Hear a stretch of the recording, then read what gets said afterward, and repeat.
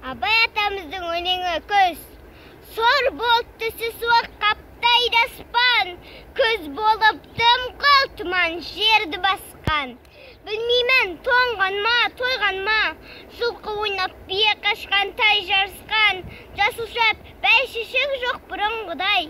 Жастар гүлмес, жүгірмес бала шулай, қайшы шал кемпірдей түсі кетіп, жапырағынан айырылған ағаш қурай.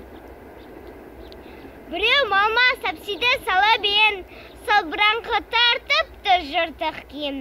Енесіне ертіп шуда жібін, жас келіншектер жыртылған жамай дейін. Қастырына қатарласып қайтса бермен, астында ақ шомшы жүр ол бір келуен. Қай ауылды көрсең де жабыр қаңғы, күлкі ойын көрінбейді серуен. Кемпір шал, құржан қағып бала бірсең, көңілсіз қара суық қырда жүрсең.